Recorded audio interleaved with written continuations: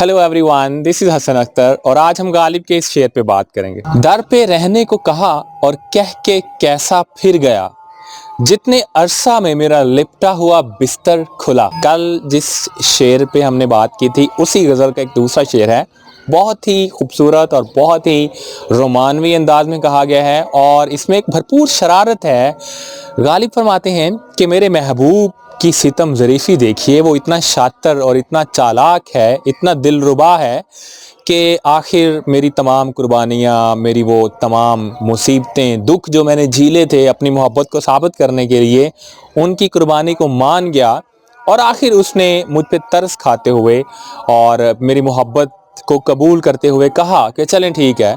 अब चूँकि आशिक की एक बड़ी ख्वाहिश होती है कि वो महबूब की गली में पड़ा रहे और बस वहीं ज़िंदगी गुजार दे। जैसा कि गालिब ने एक दूसरे शेर में कुछ यूं कहा है, दायम पड़ा हुआ तेरे दर पर नहीं हूँ मैं, खाक ऐसी जिंदगी पे कि पत्थर नहीं हूँ मैं तुम्हारे दर में पड़ा रहूं, तुम्हारी गली में पड़ा रहूं, बस यही मेरी ख्वाहिश है। और महबूब मान गया कि चलें ठीक है। और फिर मैंने क्या किया, मैं अपने घर गया, अपना बोरिया बिस्तर समेटा और महबूब के दरवाजे के सामने उसकी गली में पड़ाव डाल लिया।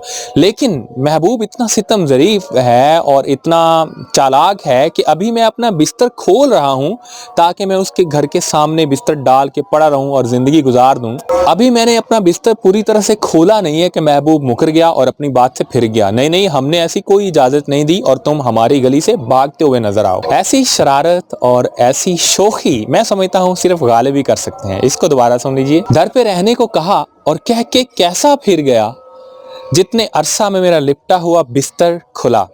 That's it for today. See you next time.